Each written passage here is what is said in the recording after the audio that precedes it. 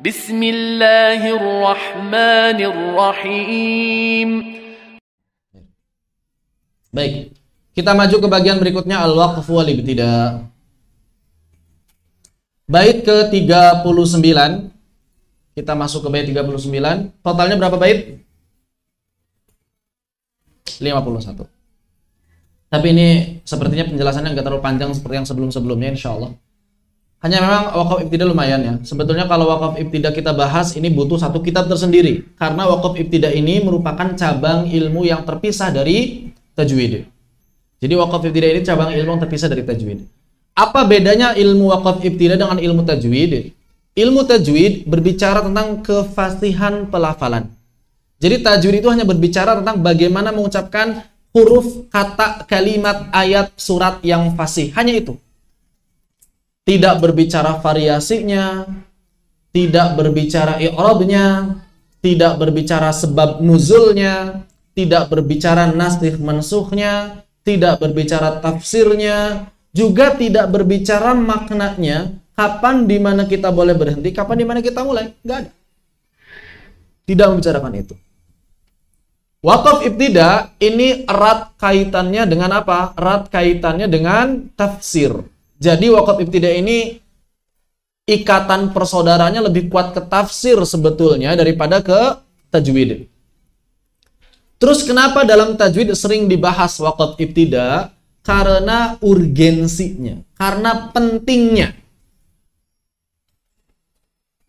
Antum belajar tajwid, lisannya fasih, aib kalau tidak paham di mana tempat berhenti, di mana tempat memulai. Ini yang pertama. Yang kedua, cara berhenti dan cara memulai yang fasih dipelajari dalam tajwid. Jadi kalau tajwid ini bukan mempelajari kapan di mana berhenti, kapan di mana mulai, tapi bagaimana cara melafalkannya saat berhenti dan bagaimana cara melafalkannya saat memulai. Misalnya ketika berhenti al-alamina, dengan bagaimana nih kita berhentinya? Oh, ternyata bisa mad arid disukun 2 harokat, 4 harokat, kemudian 6 harokat. Nasta'inu, oh ternyata bisa mad arid disukun 2, 4, 6, juga bisa dibaca dengan raum, bisa dibaca dengan ismam 2, 4, 6. Nah, itu tajwidnya di situ. Ya. Tapi kapan dimana kita boleh berhenti, kapan dimana kita boleh mulai, maka itu adalah ilmu yang terpisah dari ilmu tajwid. Waqif 'inda itmami al-kalami muwafiqa. Waqif, dan berhentilah 'inda, ketika itmamil kalam. Jadi kapan kita boleh berhenti? Al-Imam Abu Muzahim Al-Khaqqani langsung mengatakan, kita itu kalau baca Al-Quran nggak boleh berhenti, nggak boleh waqaf. Kenapa? Karena hukum asal baca Al-Quran adalah wasol. Jadi kapan boleh berhenti? Jangan ditanya kapan boleh wasol. Kalau wasol itu boleh kapanpun, silahkan. Mau dari awal Bismillahirrahmanirrahim di awal surat Al-Fatihah sampai minal jinnati wan nas di akhir surat An-Nas. Kalau antum kalau antum sanggup wasol, silakan.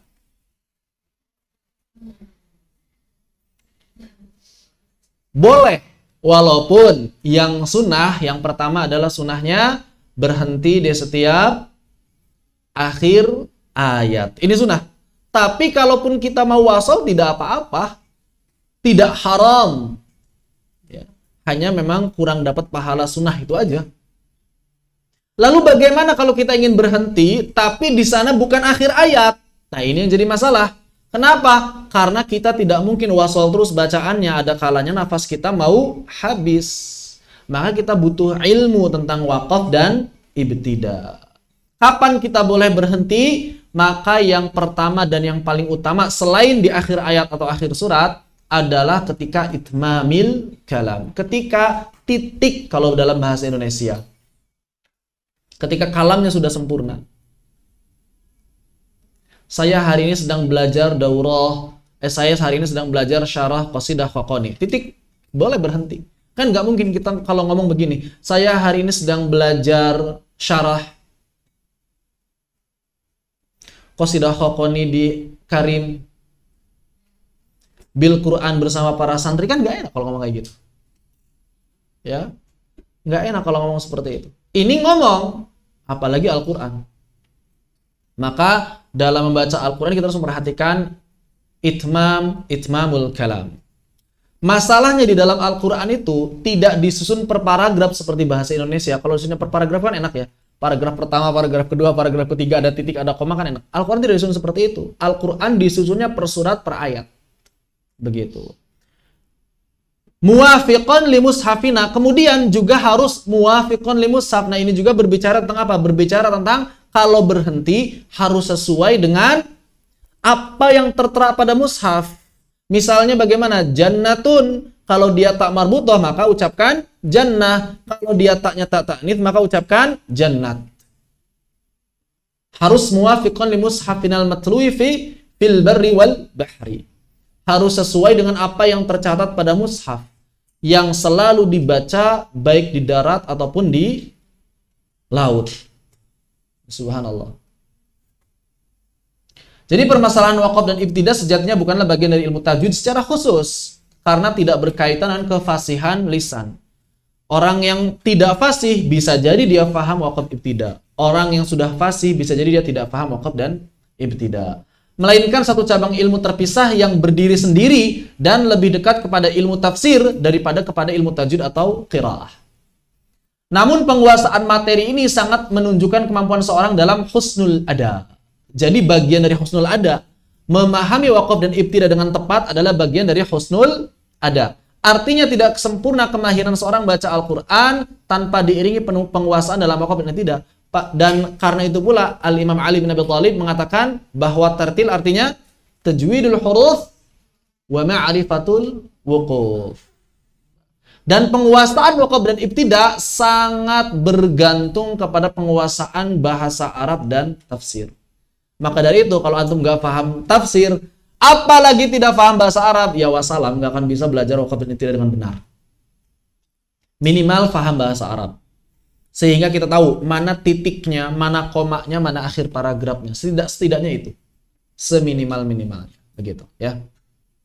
Baik. Dasar hukum ilmu dan pengamalan waqaf dan ibtidah. Yang pertama adalah riwayat dari Ummu Salamah annahu kana yaqif ala ru'usil ayat. Fayaqul, jadi Ummu Salamah mengatakan bahwa Nabi SAW kalau baca Al-Quran itu biasa berhenti di ru'us ayat. Di akhir-akhir ayat.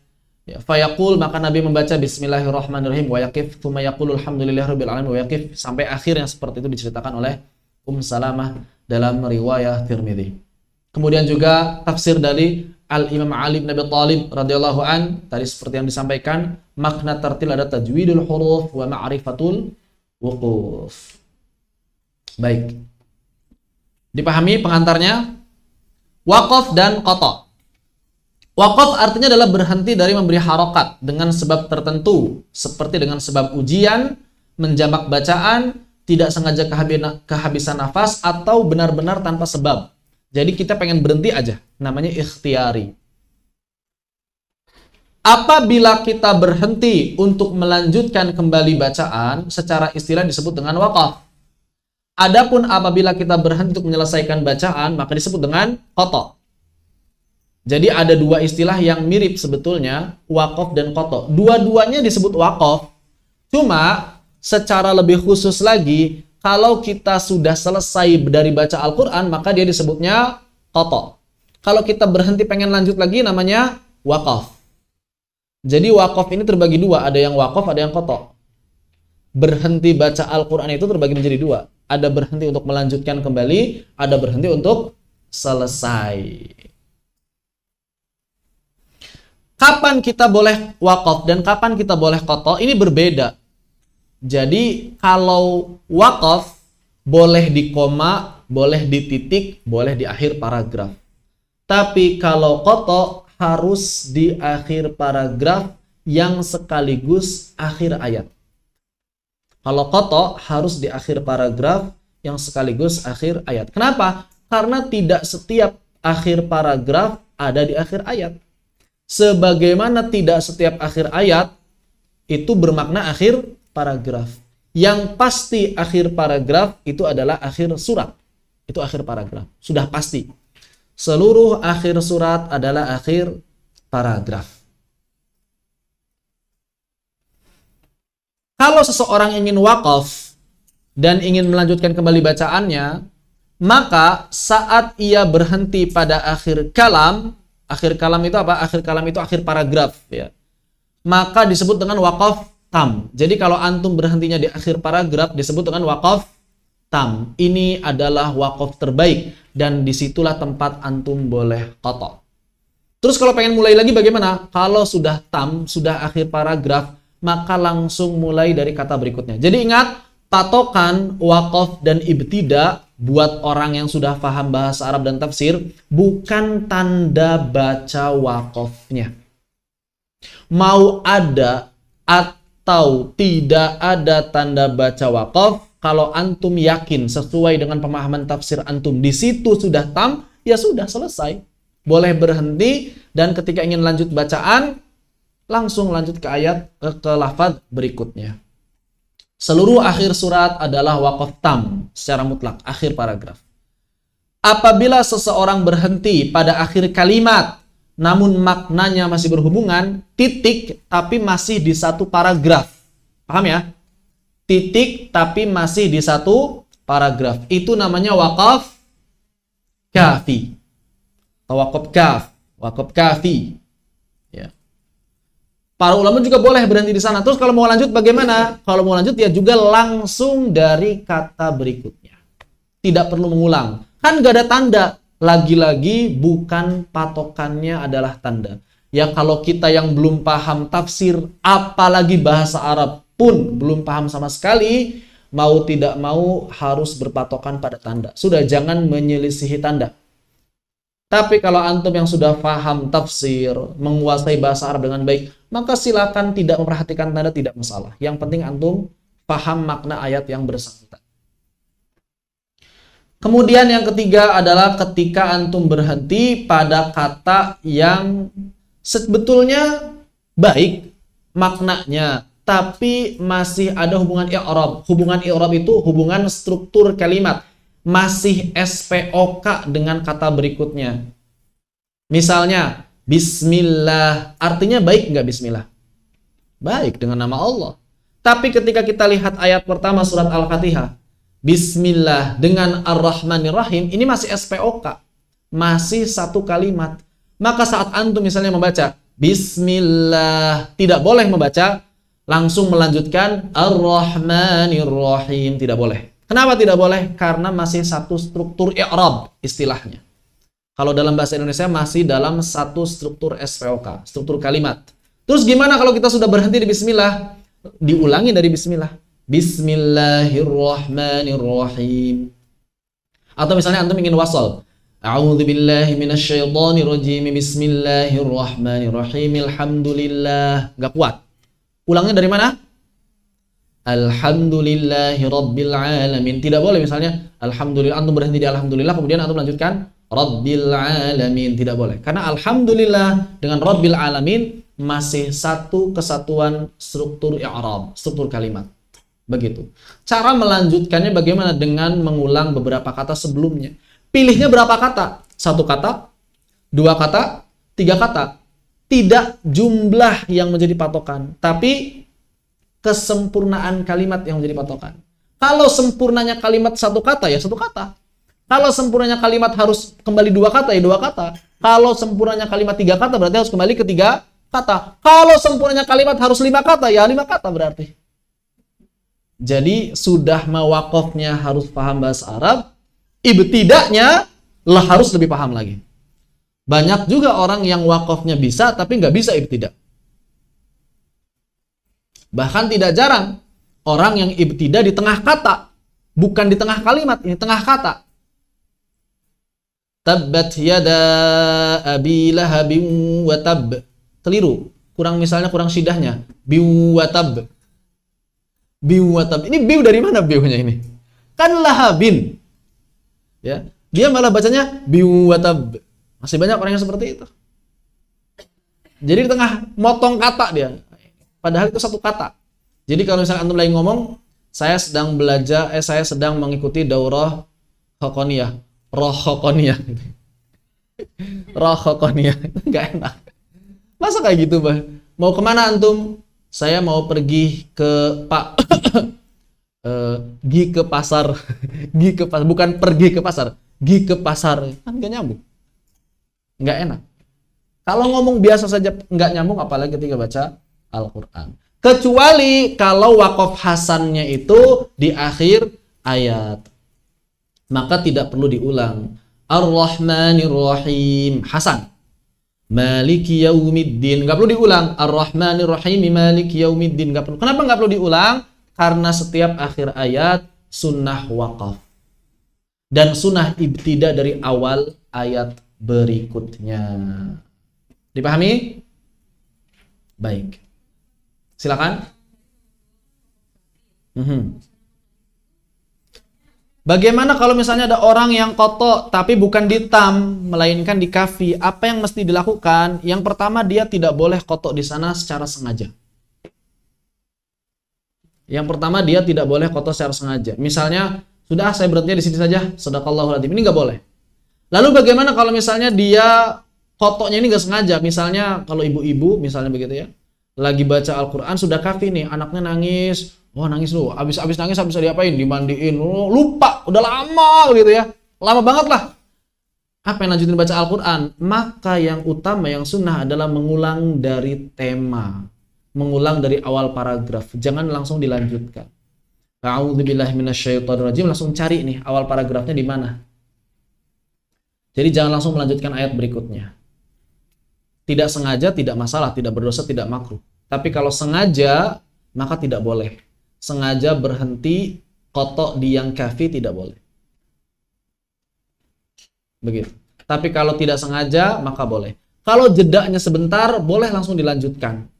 Ta'awudz lagi, tabarukan, kemudian baca basmalah, lanjutkan.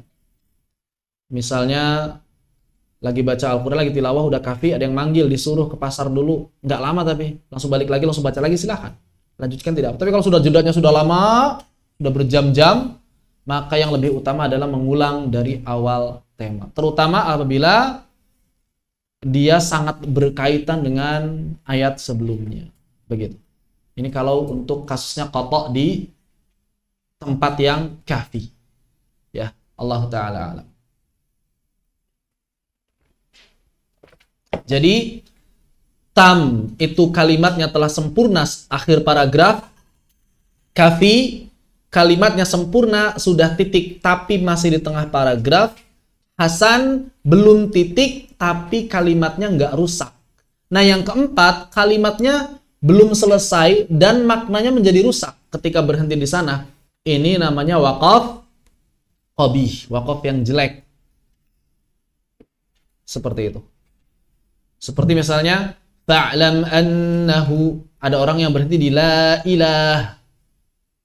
Ini kan berarti sama saja mengatakan tidak ada Tuhan, ateis berarti. Maka tidak boleh kalau sengaja berhenti di sana. Kalau sengaja berhenti di sana bisa kufur dia. Kalau sengaja.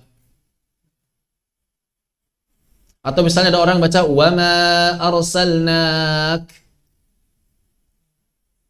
dan tidaklah kami pernah mengutusmu. Padahal kan illa rahmatan lil alamin. Atau misalnya innallaha la yaghfir, Allah nggak akan pernah mengampuni siapapun, artinya. Jadi ini adalah waqaf qabih. Tapi boleh nggak kita berhenti kalau nggak sengaja? Kalau kasusnya tidak sengaja, boleh. Kalau kasusnya tidak sengaja, berhenti dimanapun, boleh. Tapi diusahakan di akhir kata. Jangan di tengah kata. Paham ya? Kata. Jangan sampai, misalnya kalimatnya muflihun, antum berhenti di al-muf. Habis. Nah, usahakan sampai muflihun. Nah, usahakan sampai begitu. Jangan sampai berhenti di tengah kata. Begitu. Jadi kalau sedang kehabisan nafas tidak apa-apa. Adapun ketika antum dalam keadaan bisa memilih bukan karena kehabisan nafas, maka harus milihnya di tempat yang tam, di tempat yang kafi, atau di tempat yang hasan. Tidak boleh dengan sengaja memilih tempat yang qabih. Dan qabih ini bertingkat-tingkat. Ada yang qabih, ada yang aqbah, ada yang asyaddu qabih, asyaddu qubhan. Benar-benar sangat keras qabih. Jadi jelek, sangat jelek, dan paling jelek. Ini beda-beda. Yang jelek ini makna-maknanya tidak dipahami. Jadi nggak bisa dipahami aja. Ini qabih. Kalau misalnya sangat jelek, maknanya sangat bertentangan dengan ayat. Bertolak belakang. Nah yang asyaddu ini yang asyad. Ini yang paling jelek, ini yang tadi. Yang misalnya ikrar-ikrar kekufuran. Itu sudah sangat jelek sekali. Begitu. Jadi kalau kita tidak sengaja berhenti di yang qabih, ya sudah langsung memulai sama seperti Hasan memilih beberapa kata sebelumnya. Berapa kata? Sama juga dengan Hasan. Tergantung kalimatnya sempurnanya dari berapa kata. 1 kata, 2 kata, 3 kata, 4 kata, atau 5 kata. Jadi beda-beda. Tidak bisa langsung kita generalisir. Semuanya 1 kata saja, nggak bisa kayak gitu. Semuanya 2 kata saja, nggak bisa. Jadi harus dicari mana kalimat yang sempurna. Begitu.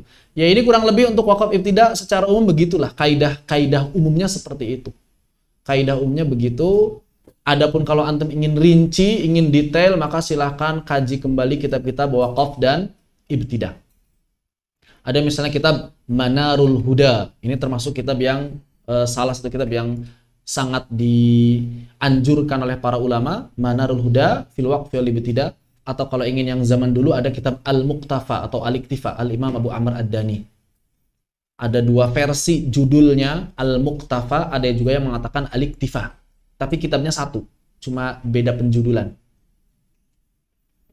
Silakan dicari. Ada bahasa Indonesianya enggak? Saya belum dapat kitab wakaf ibtida tebal yang diterjemahkan dalam bahasa Indonesia.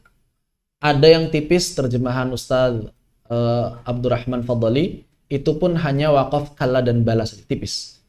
Enggak detail. Begitu. Jadi belum ada nih.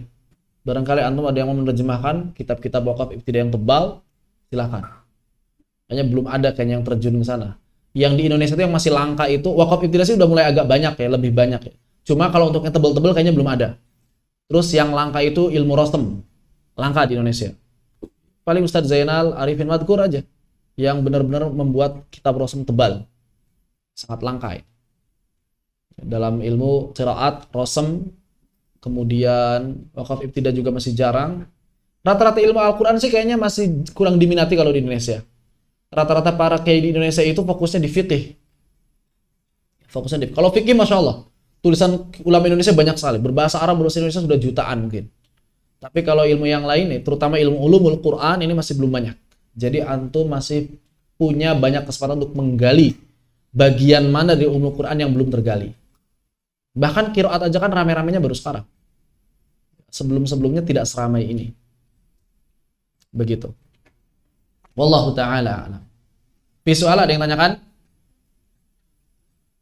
Ini beberapa hal yang sering ditanyakan nih. Masalah juz, hizb, rubu'. Ketahuilah bahwa pembagian juz, kemudian hizb, kemudian rubu' ini tidak dikenal di masa Nabi Shallallahu Alaihi Wasallam. Juga tidak dikenal di masa sahabat ridwanullah alaihim ajma'in.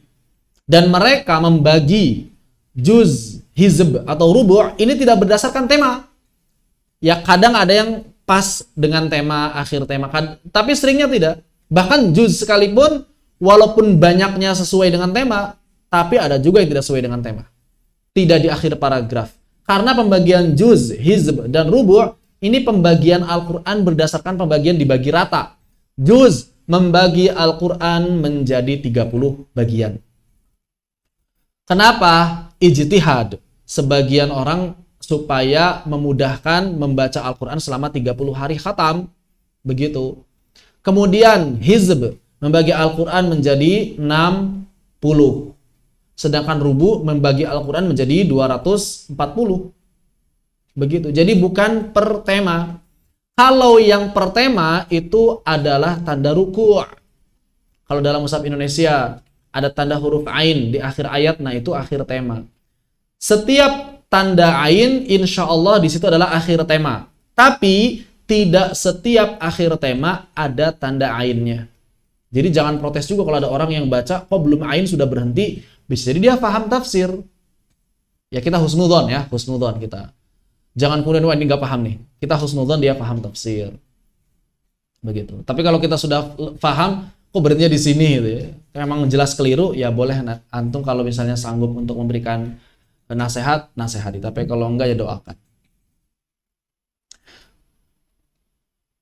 Begitu pula akhir halaman, banyak orang yang berpatokan pada halaman ketika baca Al-Quran, ya. Termasuk ketika di dalam sholat, di bulan Ramadan rame biasanya kan, pengen semalam itu baca 1 juz atau misalnya setengah juz atau setidaknya misalnya 1 lembar. Maka ini tidak tepat kalau patokannya adalah lembar juz rubu, tidak tepat. Misalnya antum baca dari awal kanan atas sampai akhir kiri bawah, ini tidak tepat. Kadang-kadang pas, seringnya tidak.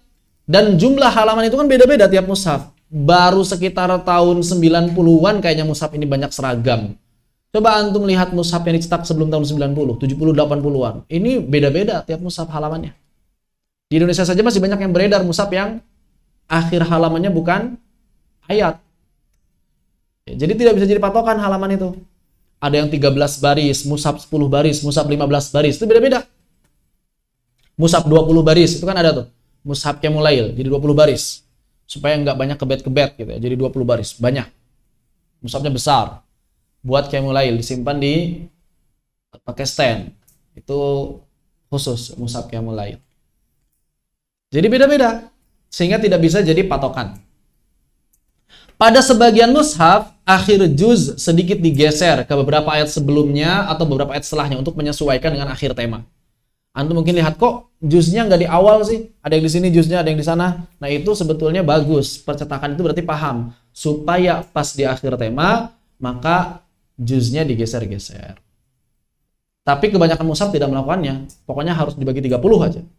Oleh karena itu hendaknya mulai sekarang kita memperhatikan persoalan ini, ya. Jadi kita mesti memperhatikan persoalan ini, jangan sampai kemudian kita malah membaca Al-Quran seperti orang yang sangat awam membaca Al-Quran. Jadi perhatikan masalah waqaf ibtida. Pilih-pilih ayatnya hati-hati. Pilih-pilih ayatnya hati-hati. Kalau memang antum nggak paham, boleh ditanya terlebih dahulu.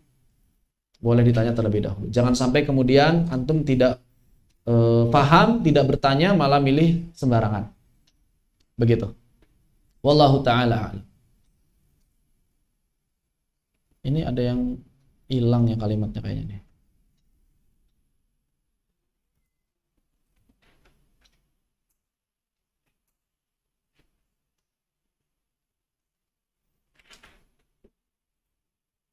Kok bisa hilang sih?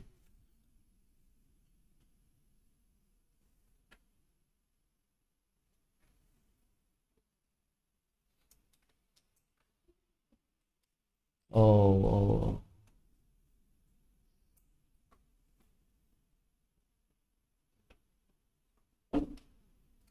Bisa.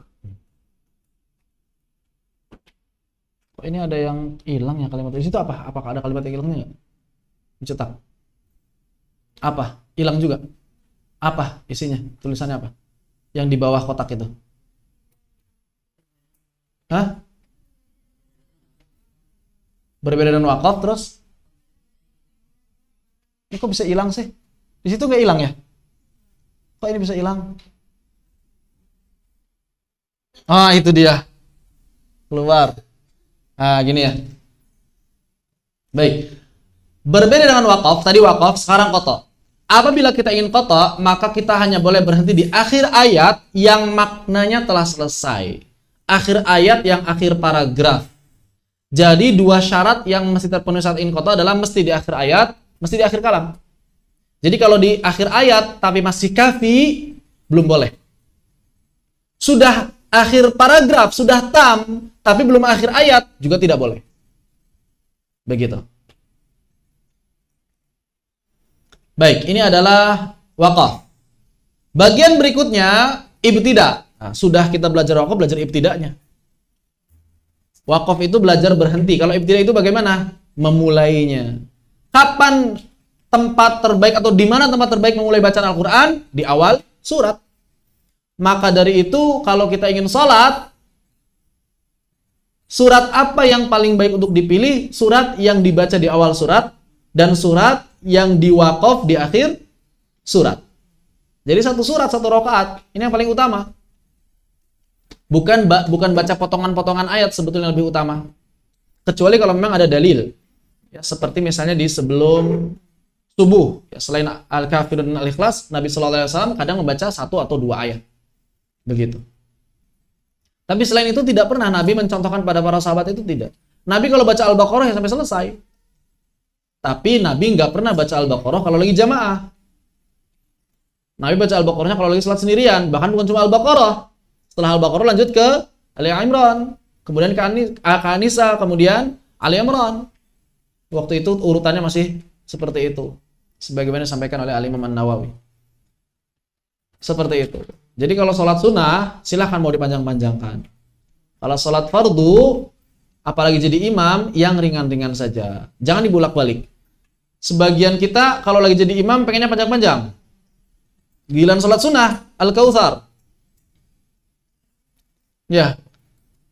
Keliru, itu terbalik. Kalau lagi sholat sunnah, maka yang panjang. Kalau misalnya antum, aduh kalau saya kepanjangan gak enak misalnya dilihat oleh orang. Ya sudah, antum sholat sunnahnya di rumah. Selesai sholat fardu, langsung ke asrama, sholat sunnah di sana. Tapi ke asrama langsung sholat sunnah, jangan langsung tidur gitu. Karena setan itu lebih kuat kalau sudah di sana gitu. Niatnya udah bagus, saya nanti pengen sekalian murojaah nih ba'da zuhurnya. Ya. Jadi dari sini sholat zuhur, kemudian di sini sholat 2 rakaatnya ringan, subhanallah, pengen 2 rakaat lagi, tapi nanti habis makan misalnya gitu ya, habis makan siang. Pas udah ke asrama, udah niat 2 rakaat lagi harus pengen baca ini, pengen baca ini. Pas udah sana 2 rakaat lagi pengen baca ini. Dalam mimpi akhirnya ya. Setannya lebih kuat itu kalau sudah pulang. Tapi kalau antum yakin bisa sholat sendirian, sunnahnya itu lebih utama. Jadi sholat sunnah itu lebih utama di tempat tinggal antum. Tapi kalau sholat fardu lebih utama di masjid atau di tempat yang memang disediakan untuk sholat berjamaah. Begitu. Jangan ditukar. Kalau jadi imam pengennya panjang-panjang, giliran sholat sunnah pendek-pendek. Ya kecuali kalau sholat sunnah sebelum subuh, memang sunnahnya Al-Kafirun dan Al-Ikhlas. Kemudian ba'dal maghrib, Al-Kafirun dan Al-Ikhlas. Ya sudah itu. Karena memang waktunya singkat. Adapun sholat sunnah yang lain, ba'da isya, tahajud apalagi, duha, maka silakan baca dengan surat yang panjang. Oleh karena itu, bagi para penghafal Al-Quran, sholat sunnah itu lebih utama sedikit rokaatnya, tapi panjang berdirinya. Tapi kalau yang belum hafal Al-Quran, lebih utama banyakin rokaatnya, walaupun pendek-pendek suratnya. Jadi patokannya bukan jumlah rokaatnya. Begitu ya. Kapan kita harus ibtida? Maka ibtida yang terbaik adalah di awal kalam. Kalau nggak bisa bagaimana? Di awal kalimat setelah titik. Kalau konteksnya setelah koto itu selesai, maka hanya bisa dilakukan di awal paragraf. Itu namanya ibtida hakiki. Memulai setelah koto namanya ibtida hakiki. Memulai setelah waqaf namanya ibtida idhafi. Nah, kalau ibtida idhafi boleh memilih kalimat yang baik. Mana kalimat yang baik? Tapi kalau ibtida hakiki harus di awal paragraf saja, ya. Ibtida hakiki mesti dimulai dari awal kalam, tidak boleh memulai bacaan dari tengah kalam. Jadi patokannya memulai bacaan bukanlah sekadar awal juz, awal halaman, atau awal ayat.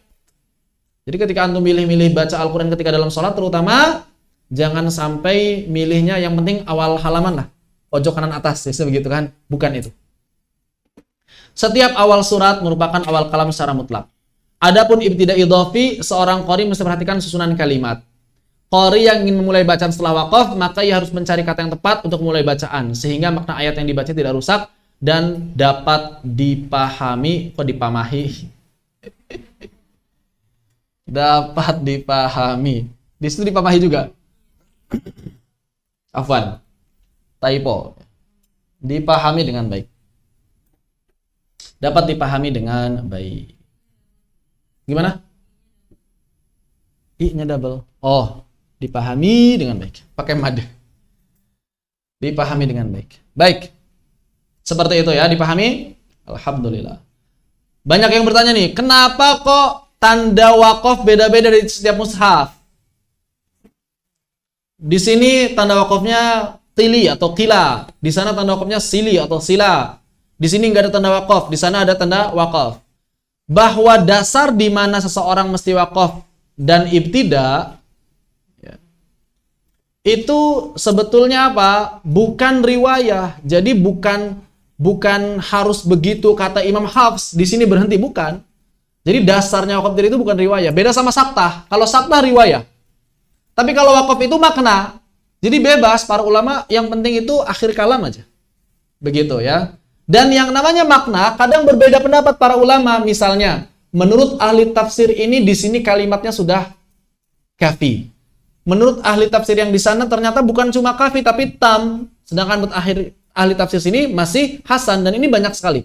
Kalau misalnya antum bisa bahasa Arab, bisa dikaji beberapa permasalahan wakaf ibtidah dalam kitab An-Nashrnya Imam Ibnul Jazari. Di sana beliau sebutkan contoh-contoh yang para ulama beda pendapat. Ayat ini kalau berhenti di sini maknanya jadi begini, kalau berhenti di sana maknanya jadi begitu. Kalau berhenti di sini jadi tam, kalau berhenti di sana jadi kafi. Jadi beda-beda. Berhentinya sama, tapi para ulama beda pendapat, dia masih kafi atau tam. Jadi para ulama banyak yang berbeda pendapat. Seperti itu. Sehingga ini murni ijtihad, hasil pemikiran manusia, tapi bukan asal-asalan. Yang namanya ijtihad itu adalah hasil pemikiran dari usaha di atas ilmu. Kalau nggak ada ilmunya bukan ijtihad, itu ngarang namanya. Ini kan ijtihad saya, antum kan nggak punya ilmu, ya pokoknya saya berijtihad aja. Cocok logi biasanya kalau orang yang punya ilmu. Ada orang nggak bisa bahasa Arab, kemudian dia ngaku berijtihad. Saya berijtihad, berhentinya di sini. Ijtihad bukan itu namanya, itu bukan ijtihad. Kenapa disebut bukan ijtihad? Karena nggak pakai ilmu, cuma milih doang. Kayaknya di sini lebih tepat. Kayaknya, ilmu kayaknya, atau ilmu kirologi. Dikiro-kiro, yang penting jadi. Dikira-kira, ilmu kirologi, cabang ilmu baru. Sebagian ulama bisa jadi menilai lebih utama berhenti, sebagian ulama menilai di sana tidak berhenti. Artinya, selama tidak menimbulkan kekacauan makna, maka boleh-boleh saja kita berhenti pada kata tertentu atau mulai dari kata tertentu. Dan bagi orang yang telah memahami bahasa Arab, apalagi memahami tafsir, maka patakan wakaf dan ibtidah bukan lagi tanda baca, tapi maknanya. Adapun orang yang nggak paham bahasa Arab, bahkan belum paham bahasa Arab, tafsir nggak paham apalagi bahasa Arab, maka dia fokus saja untuk melihat tanda baca pada mushaf. Apa saja tanda bacanya? Nah, ini tanda bacanya. Ada mim, waqaf lazim, ya. Biasanya menandakan akhir kalam, biasanya berarti tidak seluruhnya. Atau penanda lafadz yang secara makna jauh lebih utama untuk berhenti. Ada juga tanda qili atau sebagian ulama bacanya qila, penanda bahwa sebuah kalimat telah berakhir, lebih utama berhenti padanya. Tapi kalau wasal boleh. Sili atau sila. Di sana biasanya para ulama beda pendapat antara titik atau koma. Maka lebih utama wasal. Jim juga ini pendapat yang para ulama beda pendapat di sini titik atau koma. Mu'anaqah ini ada dua tempat yang antum bisa berhenti, tapi nggak boleh berhenti di dua-duanya. Seperti dzalikal kitabu la raib, kemudian fihi. Maka tidak boleh antum berhenti dzalikal kitabu la raib fihi, nggak boleh. Kalau mau berhenti di raib maka fihi hudalil muttaqin. Ya. Dzalikal kitabu la raib fihi hudalil muttaqin, seperti itu. Kemudian lam alif atau la taqif, jangan berhenti. Penanda bahwa kalimat tersebut jangan berhenti. Terus gimana kalau kita melihat ada tanda lam alif di atas ayat? Maksudnya masih berkaitan secara makna, secara kalimat. Tapi boleh berhenti nggak? Boleh. Sekali lagi, yang namanya akhir ayat boleh berhenti walaupun kalimatnya belum selesai. Dan yang terakhir adalah tanda sin, tanda saktah. Berhenti sejenak tanpa bernafas selama kurang lebih 2 harakat. Contohnya waqila man raqa kalla bal ran. Kemudian aywaja qayyima mimma raqadina hadza. Demikian pembahasan waqaf dan ibtidah. Mudah-mudahan dapat dipahami dengan baik. Ada yang tanyakan sampai di sini? Kalau wasal itu lagi-lagi boleh dimanapun. Wasal itu boleh dimanapun. Jadi jangan takut buat wasal. Jangan takut buat wasal. Bahkan sebagian ulama ahli qiraat menguji murid-murid mereka yang sudah hafal Al-Quran dengan cara al-qiraah bil wasl. Qiraahnya itu harus wasal. Jadi kalau dia berhenti harus mengulang, walaupun sudah tam. Jadi misalnya, Bismillahirrahmanirrahim, alif lam mim, dzalikal kitabu la raiba fihi. Dzalikal kitabu la raiba fihi hudal lil muttaqin, terus sampai akhir. Kan kadang-kadang kita nggak tahu ini dzalikal kitabu la hudal lil muttaqin. Muttaqinu, muttaqini, muttaqina. Kan kadang-kadang begitu. Jangan Al-Baqarah lah, Al-Ikhlas saja. Qul huwallahu ahadun, ahadin, ahadan. Ya kan kadang-kadang kalau ketika wasal bingung. Qul huwallahu ahadunillahu somad. Somad apa nih? Apa? Ya kan? Banyak yang ternyata banyak di antara kita yang belum benar-benar hafal juz 30. Karena kalau hafal juz 30 mau wasal mau wakaf dimanapun bisa. Begitu, ya. Jadi kalau wasal dimanapun silakan. Hanya saja yang lebih utama wakaf di setiap ayat. Ada yang tanyakan? Dipersilakan apabila masih ada yang tanyakan.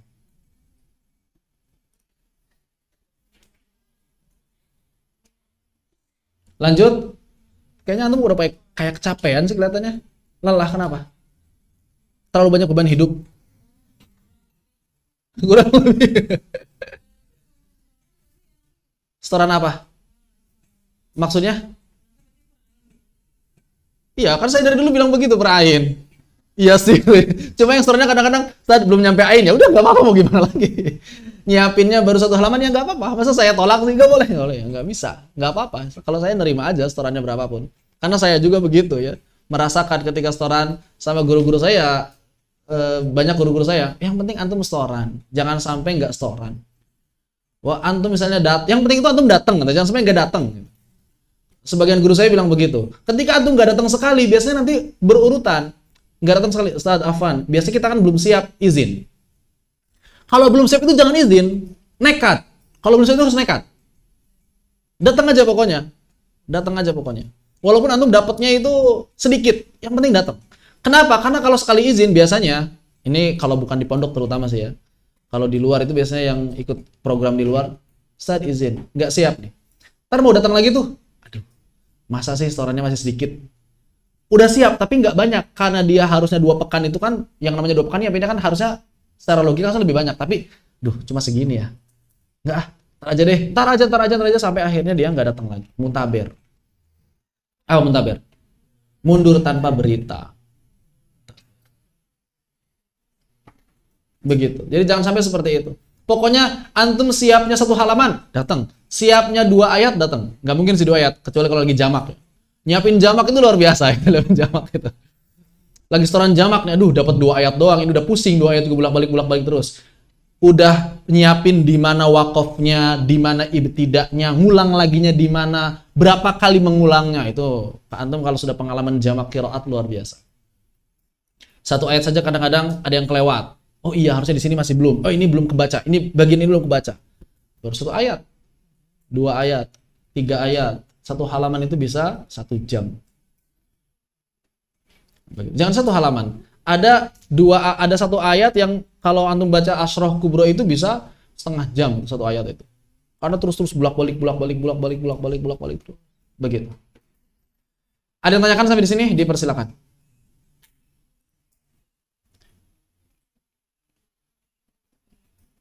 Sebentar sini mim sukun, pembahasan mim sukun. Lanjut. Enggak ngelihat wajahnya soalnya udah wajah-wajah kayaknya. Ustaz, kayaknya udah aja deh, Ustaz. Apakah masih terbawa suasana liburan? Kelamaan. Kemarin itu harusnya antum harus baca 10 juz lagi harusnya. 3 hari biasa begitu, semangat lagi biasa kalau udah begitu. Gimana di Zoom, ada pertanyaan? Mana pertanyaannya?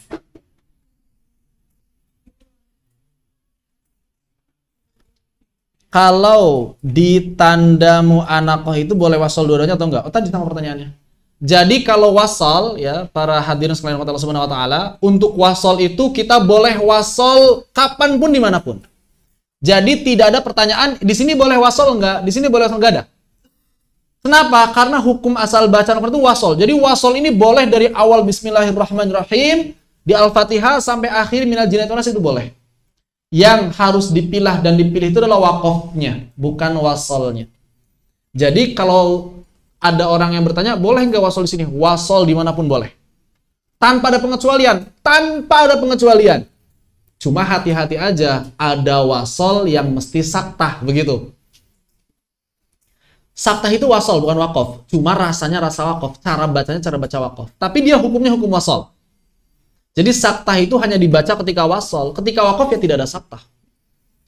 Adapun wakof, kita harus memilah dan memilih. Kapan kita boleh wakof? Saat kalimatnya telah tam. Saat kalimatnya telah kafi. Kalau nggak ketemu bagaimana? Minimal hasan lah. Cuma kalau yang hasan ini ibtida'nya mesti mengulang. Jangan sampai diqobih kecuali terpaksa. Begitu. Dan kalau sudah terpaksa berhenti di yang qobih, maka mengulanglah beberapa lafaz sebelumnya. Wallahu ta'ala.